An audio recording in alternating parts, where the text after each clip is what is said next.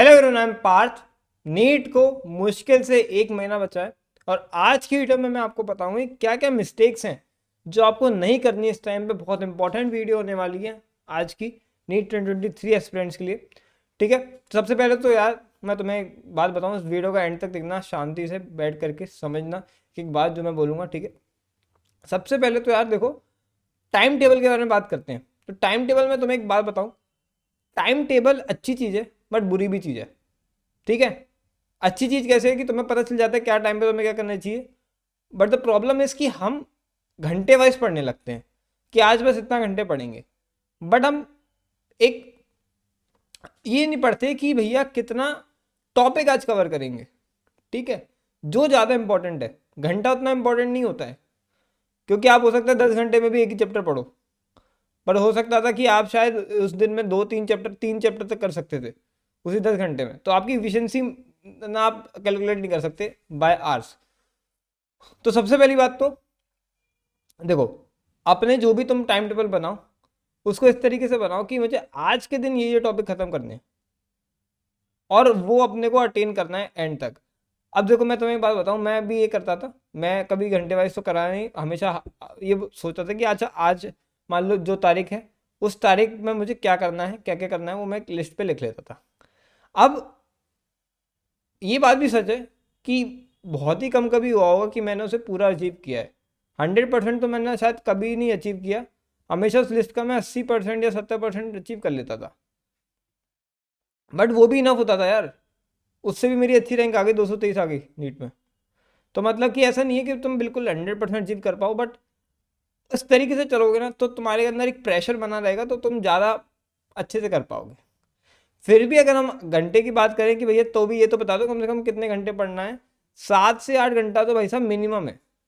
फिर भी इस टाइम पे तो 10 से 12 घंटे पढ़ाई करते हैं। तो ये चीज़ ध्यान रखना। अगेन मैंने बता कि जैसे हर एक एक्सपेरिमेंट के अपने और ओन एक तरीका होता है टाइम टेबल बनाने का, इसलिए एक फिक्स टाइम टेबल कभी भी चलता नहीं है। फिर भी एक अगर एक मॉर्निंग पर्सन लेट पर्सन को मैं एग्जांपल दूं, अगर तुम एक मॉर्निंग पर्सन हो, मतलब सुबह उठ के पढ़ाई करना पे फोकस है तुम्हारा, तो 7 से 9 पे तुम फिजिक्स कर सकते हो, क्योंकि फिजिक्स एक कंसेप्चुअल सब्जेक्ट है, थोड़ा दिमाग लगता है, सुबह सुबह हमारा दिमाग फ्रेश होता है। इसके बाद 9 to 12 तुम अपना रिवीजन कर सकते हो। ठीक है, 12 PM to 3 PM बायोलॉजी कर सकते हो, और 9 to 12 पे तुम अपना पेपर भी लगा सकते हो। एक टेस्ट पेपर लगाना बहुत जरूरी है इस टाइम पे, याद रखें। PYQ is specially very very important. 3 PM to 5 PM क्या करना है, आपको रिवीजन करना है फिजिक्स और बायोलॉजी का जो आपने पढ़ा, और 8 to 10 आपको केमिस्ट्री पढ़ना है। ठीक है, ये अपनी क्लासेस के हिसाब से तुम एक मैंने टाइम टेबल दिया, अपनी क्लासेस के हिसाब से करो कि भैया मान लो आपका क्लास 9 to 12 पे नहीं होता, आपका क्लास कभी और होता है, तो आप उस टाइम पे इसको शिफ्ट कर दो या किसी को भी शिफ्ट कर दो। तो जो आपकी क्लासेस चल रही है उस हिसाब से आपको करना है। हालांकि आई विल अगेन से, इस टाइम पे क्लासेस लेना की कोई मतलब नहीं है। ठीक है, क्लासेस मत लो, रिकॉर्डिंग लेक्चर देखो, फास्ट रिवीजन लेक्चर देखो, जो मेरी किताबें हैं बायो केमिक वो यूज़ करो, क्योंकि अब रिवीजन का टाइम है, अब क्लासेस लेने का टाइम नहीं है। ठीक, लेट नाइट पर्सन की अगर बात करें, तो late night person 12 PM to 2 PM fresh करो। अगर तुम सुबह ऐसे ही 10-11 बजे तक उठते हो तो बता रहा हूँ। फिर 3 PM to 5 PM केमिस्ट्री करो, 8 से 10 PM रिवीजन करो, और 11 PM to 2 PM बायोलॉजी करो। इसी बीच में आपको एक टेस्ट भी इसमें इंक्लूड करना है, एक मॉक टेस्ट जरूर देना है, मॉक टेस्ट या प्रीवियस ईयर टेस्ट, जो कि प्रीवियस ईयर वाइज आपको लगाने हैं, नॉट चैप्टर वाइज। ये बात भी ध्यान रखना। Do not study unnecessary stuff, आलतू फालतू का सामान नहीं पढ़ना इस टाइम पे, बिल्कुल एनसीईआरटी पे स्टक करना है। NCERT the most important book at this point of time. Biology chemistry के लिए तुम्हारे लिए वो भगवान है और कुछ नहीं है, उसके अलावा और कुछ भी तुम्हारे लिए किसी काम का नहीं है। ठीक है, अगर हम बात करें फिजिक्स की, तो फिजिक्स में तुम्हें अपनी फॉर्मूला शीट तैयार करनी है, जो अगर तुमने तैयार कर रखी है बहुत बढ़िया। ठीक है, उस फॉर्मूला शीट को तुम्हें बार बार पढ़ना है और क्वेश्चन प्रैक्टिस करना है, मॉक पेपर लगाने हैं। तो वही मैंने कहा कि जैसे बच्चे स्टक हो जाते हैं, अपने फ्रेंड्स एक दूसरे को उनको आलतू फालतू किताबें बताती हैं, जो कि एंड टाइम पे बिल्कुल जरूरत नहीं है। तो 40 दिन बचे हैं यार, अच्छे से फोड़ना है। ठीक है, एनसीईआरटी बेस है, उस पर स्टिक करो, अपने रिवीजन करो नोट्स को, प्रैक्टिस मॉक टेस्ट। उस मॉक टेस्ट के अपने को क्या बनाना है, एक मिस्टेक बुक बनाना है, जो भी पेपर तुम लगा रहे हो उसके एनालिसिस करना है बहुत अच्छी तरीके से, कि भैया क्या करना है तुम्हें। फिजिक्स केमिस्ट्री बायोलॉजी तीनों है, तीनों को अपने को करना है, एक कॉपी लेनी है, उसमें लिखते जाना है कि भैया मैंने मान लो आज कोई AITS दिया, मान लो AITS 1 दिया मैंने, तो उसमें मैंने फिजिक्स में कौन से क्वेश्चन गलत करे, तो क्वेश्चन नहीं लिखना है, क्वेश्चन गलत करने से तुमने क्या सीखा वो लिखना है। ऐसी केमिस्ट्री में तुमने कोई क्वेश्चन गलत किया, मान लो सिली मिस्टेक हो सकती थी या तुम्हें नहीं आता था, ठीक है, तो तुमने सिली मिस्टेक भी क्यों करी, इसका रीज़न होता है। ऐसे ही हम फालतू सिली मिस्टेक नहीं करते, कोई रीज़न होता है कि भैया हमारे को एक आदत है कि भैया 7 से माइनस हमेशा हम गलत करते हैं, है ना, मान लो 7 से मल्टीप्लाई गलत करते हैं, तो ये आदत आपको नीट में भी रिपीट होगी दोस्त। तो ये आदत अगर पकड़ लोगे आप और उसी तुरंत आप 7 से मल्टीप्लाई करने वाले 100 सवाल कर लो एक बारी इंटरनेट पे जाके, तो आपकी आदत सही हो जाएगी। लग रहा होगा भैया कैसी बातें कर रहे हो, नीट से पहले ये करेंगे क्या?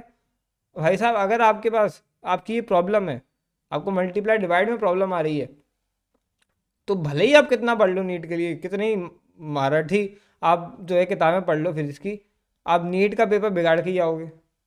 तो इससे अच्छा आप यही कर लो पहले, ठीक है। 30 डे प्लान, एक आपको मैं काइंड ऑफ 30 डे प्लान दे रहा हूँ, ठीक है। ये बिल्कुल एग्जैक्टली फॉलो नहीं करना है, अपने हिसाब से इसको फॉलो करें, फिर भी मैं तुम्हें दे रहा हूँ जिससे कि तुम्हें लगे रहे कि भैया अच्छा मुझे कुछ समझ में नहीं आ रहा क्या करूँ, तो ये करो फिर, ठीक। फिजिक्स केमिस्ट्री बायोलॉजी की बात करें, डे 1 से लेके डे अगले 35 डेज तक का ये प्लान है, ठीक है। तो देखते हैं, सबसे पहला आपको फिजिक्स में units and dimension measurement error करना है, केमिस्ट्री में some basic concept of chemistry living world और एक पेपर लगा देना। इन तीनों का आप अगर आपके पास बिल्कुल मतलब ऐसा है कि तो आप इनका चैप्टर वाइज थोड़ा थोड़ा क्वेश्चंस लगा लो, हर एक चैप्टर के अराउंड 50-100 क्वेश्चंस लगा लो, ठीक है। फिजिक्स में तो ऑब्वियसली क्वेश्चन लगा के ही प्रैक्टिस होती है, इन दोनों में भी थोड़ा थोड़ा पढ़ के और क्वेश्चन लगा लो, ठीक है। या motion straight line atomic structure biological classification इस तरीके से चलता रहेगा। फिर इसका हर एक चैप्टर तुम करते जाओ, केमिस्ट्री का एक चैप्टर करते जाओ, बायोलॉजी का एक चैप्टर करते जाओ, ठीक। तो इस तरीके से अराउंड तुम्हारे को मैंने जैसे बताया, ये चैप्टर भी तुम करोगे तो बहुत ही बढ़िया हो जाएगा तुम्हारा, ठीक है। जो जो चैप्टर्स में लिखे हुए हैं, जो जो शेड्यूल है इसका अगले 30 दिन का, और एंडिंग में आते आते हमारे को क्या करना है, हमारे को रिवीजन करना है नोट्स वगैरह का, ठीक है। जितने भी नोट्स हैं उसका रिवीजन करना है, अपने को फ्लो चार्ट प्रिपेयर करना है। अगर तुमने प्रिपेयर कर रखा है बहुत बढ़िया, नहीं तो अभी चैप्टर पढ़ते जा रहे हो ना, उसके साथ साथ प्रिपेयर करते जाओ, ठीक। और फिर एंडिंग में जाके थोड़े से टेस्ट लगाने, एंडिंग के 1 मंथ में बोलूँगा कि एटलीस्ट 2 दिन में एक टेस्ट तो लगाओ, या 3 दिन में एक टेस्ट तो मिनिमम है, इससे कम फ्रिक्वेंसी तो बिल्कुल नहीं होना चाहिए जब अप्रैल के मंथ में आप आ जाओगे तो, ठीक है। प्रीवियस ईयर पेपर पिछले 15 साल के बैठ के 3 घंटे की सिटिंग देके एक को लगाना है, ये एक फैक्ट है। अगर ये नहीं किया आपने, कोई मतलब नहीं, नेट की प्रिपरेशन मत करो, छोड़ दो, क्योंकि दोस्त इसमें से आएगा 80-70% पेपर, 70-80% पेपर, ठीक है। तो अगर आप ये नहीं करोगे तो कोई मतलब नहीं है, अगर प्रीवियस ईयर नहीं करोगे तो कोई मतलब नहीं है, भले ही आपने 100 बार पहले लगा रखे हो, फिर से लगाओ। इसके बाद देखो लास्ट का टाइम है, इमोशनल टाइम होता है, हम सबको पता है, मैं भी इससे गुजरा हूँ, मुझे पता है मेरी लाइफ का सबसे डरावना इमोशनल काइंड ऑफ टाइम था कि यार मुझे हर दिन ये सोचना पड़ता था कि आज मेरा सिलेक्शन होगा नहीं होगा। ये बात अपने पेरेंट्स से जाके जरूर करो कि मेरा मेंटल स्टेट सही नहीं है, अपने साथ जो भी प्रॉब्लम्स है अपने पेरेंट्स के साथ शेयर करो, believe me it will help you a lot. इस टाइम पे दिमाग में आता है यार कि मतलब क्या हो पाएगा नहीं हो पाएगा, मतलब कहीं ना कहीं लगता है कि यार मैं अपने ड्रीम कॉलेज में पहुंच पाऊंगा नहीं पहुंच पाऊंगा। एक टॉपर को भी लगता है, लूजर मतलब एक नॉर्मल पर्सन को भी लगता है, क्योंकि टॉपर की एस्पिरेशन एम्स दिल्ली होती है, वो एम्स दिल्ली के बारे में सोच रहा होता है यार मेरे को मिलेगा नहीं मिलेगा। एक सिंपल पर्सन का होता है वो सोचता है कॉन्वेंट कॉलेज मिलेगा नहीं मिलेगा, ठीक है।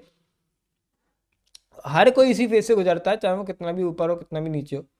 और इस फेज से बेस्ट तरीका है निकलने का, अपने पेरेंट्स से थोड़ी बातें करो, शाम को आधा घंटा 1 घंटा निकालो, अपने पेरेंट्स से बात करो, बिलीव में बहुत हेल्प मिलेगी तुम्हें, ठीक है। Don't avoid test paper. Test paper मैंने जैसे बताया बहुत इंपॉर्टेंट इस पॉइंट पे देना।